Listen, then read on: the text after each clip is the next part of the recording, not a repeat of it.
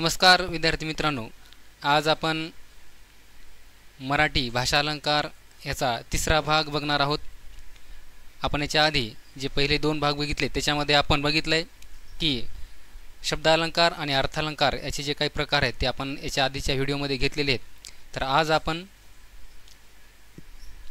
अर्थालंकाराचे जो काही पुढचा जो प्रकार आहे पाचवा तो घेणार आहोत। तर पाचव्या अर्थालंकाराचा जो प्रकार आहे त्याचं नाव आहे दृष्टांत अलंकार। दृष्टांत अलंकार बघा, याचा अर्थ आपण समजून घेऊ। दृष्टांत अलंकार हा अर्थालंकाराचा एक प्रकार आहे। यामध्ये उपमेय जे स्पष्ट करायचं आहे आणि उपमा जे उदाहरण म्हणून वापरलं आहे यांच्यात स्पष्ट साम्य दाखवून एखादा नैतिक, धार्मिक किंवा तात्विक विचार प्रभावीपणे मांडला जातो। आता हे थोडं आपल्याला ऐकायला अवघड वाटलं म्हणून आपण उपमा आणि उपमेय हे मी तुम्हाला त्या दिवशी समजावून सांगितलं की उपमान म्हणजे काय, तर ज्याच्याशी तुलना करायची आहे, आणि उपमेय काय आहे तर ज्याची तुलना करायची आहे, ज्याची तुलना करायची आहे ते उपमेय, आणि ज्याच्याशी तुलना करायची आहे ते उपमान। हे दोन आपल्याला जे फरक आहेत ते आधी समजून घेणं बंधनकारक आहे। बघा, हे अलंकार प्रामुख्याने उपदेशात्मक वाक्यामध्ये किंवा कथामध्ये वापरले जातात। तर हे आपण अगदी सोप्या प्रमाणे समजून घेऊ। आधी जे आपण काही बघितलं ते थोडंसं अवघड होतं, तर सोपी डेफिनेशन आपण बघूया त्या ठिकाणी। बघा, दृष्टांत अलंकार एखादा विषय समजून सांगण्यासाठी एखादी गोष्ट किंवा उदाहरण देऊन पटवून दिले जाते तेव्हा या अलंकाराला दृष्टते अलंकार म्हणजे दृष्टांत अलंकार असे म्हणतात। दृष्टांत या शब्दाचाच अर्थ आहे गोष्ट। म्हणजे पहिल्या काळामध्ये जे काही गुरुकुल असायचे तिथं दृष्टांत म्हणजे एखादा उपदेश करून एखादी गोष्ट त्यांच्या शिष्यांना ते समजून सांगायचे। जसं की तथागत भगवान गौतम बुद्ध त्यांच्या भिक्खू संघाला एखादी गोष्ट समजून सांगण्यासाठी अगदी सोप्या प्रकारे जर समजून सांगायची असेल तर एखादी सरळ गोष्ट समजावून सांगत होते, आणि ती गोष्ट सांगितल्यामुळे समोरच्या व्यक्तींना ती गोष्ट एकदम चांगल्या प्रकारे समजल्या जायची। तर याचं एक आपण उदाहरण बघूयात।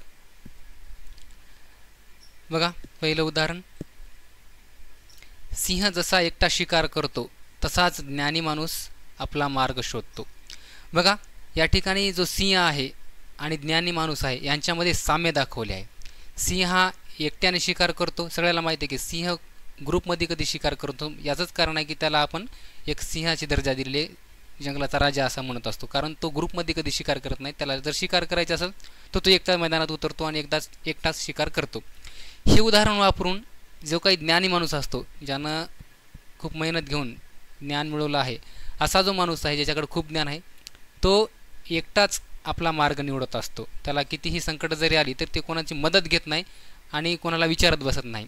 तो स्वतःचा मार्ग स्वतःच निवडतो, आणि कसा शोधायचा आहे ते या उदाहरणामध्ये स्पष्ट केलं आहे। यामुळे या ठिकाणी एक त्या सिंहाची आणि त्या माणसाची जी काही गोष्ट आहे त्या ठिकाणी एक उपदेशात्मक या ठिकाणी सांगितलेली आहे, म्हणून गोष्टीसारखी सांगितलेली असल्यामुळे या ठिकाणी दृष्टांत अलंकार आहे असं आपण म्हणू शकतो।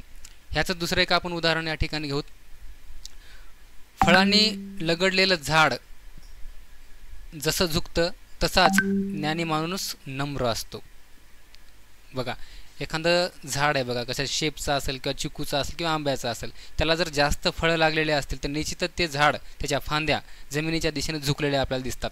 तसाच एखादा ज्ञानी माणूस जर असेल तर तो तेवढाच नम्र असतो। या ठिकाणी झुकत नाही परंतु नम्र असतो, म्हणजे त्याला कोण काही वाईट शब्द जरी बोलले तरी त्याला राग येणार नाही। तो समोरच्या व्यक्तींना एवढा नम्रपणे माफ करतो, त्यांना काहीच म्हणत नाही।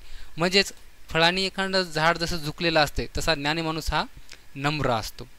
बघा, फळांनी भरलेलं झाड हे दृष्टांत उदाहरण आहे आणि ज्ञानी माणूस हा उपमेय आहे। या ठिकाणी उपमान काय आहे, झाड, आणि उपमेय काय आहे, ज्ञानी माणूस, म्हणजेच नम्रता दाखवतो, आणि तसा ज्ञानी माणूस नम्र असतो। हे साम्य दाखवले गेल्यामुळे इथे दृष्टांत अलंकार होत आहे असं आपण म्हणू शकतो। तर हा आहे दृष्टांत अलंकार। परत एकदा याचा आपण डेफिनेशन बघू, व्याख्या बघू। काय आहे, एखादी गोष्ट जर समजा गोष्टीच्या स्वरूपात आपल्याला समजावून सांगायची आहे, उदाहरणासहित जर समजून सांगायची असेल तर त्याला आपण दृष्टांत अलंकार असं म्हणतो। याच्या पुढचा प्रकार बघूत आपण व्यतिरेक अलंकार। बघा, व्याख्या काय आहे, कवितेच्या चरणामध्ये उपमेय हे उपमानापेक्षा श्रेष्ठ दाखवले असते तेव्हा व्यतिरेक अलंकार होतो। कवितेच्या चरणामध्ये किंवा एखाद्या वाक्यामध्ये उपमेय हे उपमानापेक्षा श्रेष्ठ दाखवले असते तेव्हा व्यतिरेक अलंकार होतो असं आपल्याला म्हणता येईल। व्यतिरेक अलंकार हा अर्थालंकाराचा एक प्रकार आहे। यामध्ये उपमेय जे विशेष म्हणजेच ज्याची तुलना करायची असते ते, आणि उपमा ज्याच्याशी तुलना करायची असते, याच्यातील भिन्नता किंवा व्यतिरेकी वैशिष्ट्ये दाखवून उपमेयाचे महत्त्व जे आहे ते अधिक मानले जाते. बघा हे थोडंसं अवघड आहे समजायला, पण वरी सरळ सरळ आपण सोप्या भाषेमध्ये बघितलंय की उपमेय हे उपमानापेक्षा श्रेष्ठ दाखवले असते तेव्हा व्यतिरेक अलंकार होतो. याचं आपण एक उदाहरण घेऊ.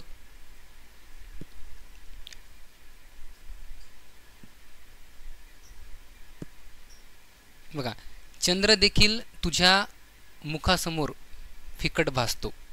चंद्र देखील तुझ्या मुखासमोर फिकट भासतो. बघा स्पष्टीकरण बघू. येथे चंद्र आणि तुझं मुख, चंद्र आणि तुझं मुख यांची तुलना केली आहे, पण चंद्र फिकट वाटतो असं सांगून तुझं मुख अधिक सुंदर आहे. चंद्र फिकट आहे असं दाखवून तुझं मुख अधिक सुंदर आहे हे अधोरेखित केले आहे. त्यामुळे इथे व्यतिरेक अलंकार आहे, कारण उपमेय, इथं उपमेय काय आहे? तुझं मुख, आणि उपमान काय आहे? चंद्र. तर उपमेय हे उपमेयापेक्षा श्रेष्ठ दाखवलेले आहे. उपमान हे जे काय आहे त्याला कमी दर्जा दिलेला आहे, उपमेयाला येथे या ठिकाणी जास्त दर्जा दिलेला आहे, म्हणून या ठिकाणी व्यतिरेक अलंकार होतो असं म्हणलेलं आहे. उपमेय हे उपमानापेक्षा श्रेष्ठ दाखवले. उपमेय हे उपमानापेक्षा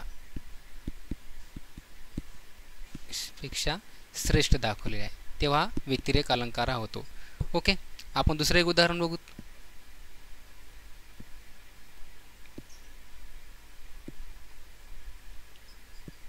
बघा, सागराची ही खोलीसुद्धा तुझ्या ज्ञानासमोर उथळ वाटते.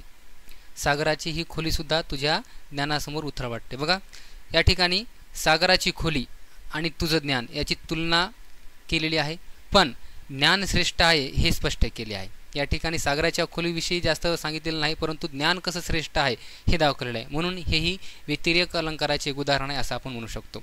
बघा या ठिकाणी जे ज्ञान आहे हे उपमेय आहे. ज्ञान जे आहे या वाक्यामध्ये हे काय आहे? उपमेय, म्हणजे ज्याची तुलना करायची. आणि सागर जे आहे, सागराची खोली, ते काय आहे? उपमान. परंतु या ठिकाणी उपमेयाला उपमानापेक्षा श्रेष्ठ दाखवले, म्हणजे जास्त श्रेष्ठ काय दाखवले? सागराची खोली नाही, तर ज्ञान श्रेष्ठ दाखवले, म्हणून या ठिकाणी हे व्यतिरेक अलंकाराचं उदाहरण आहे असं आपण म्हणू शकतो.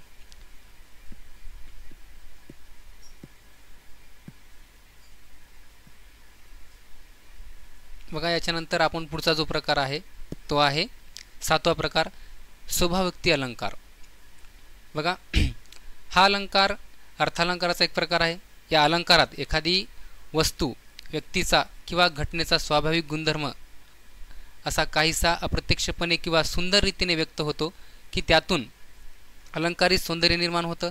यात काही विशेष सांगायचं नसतं, पण स्वाभाविक क्रिया, वृत्तीचं चित्रण इतकं आकर्षक असतं की ते अलंकार वाटू लागतात.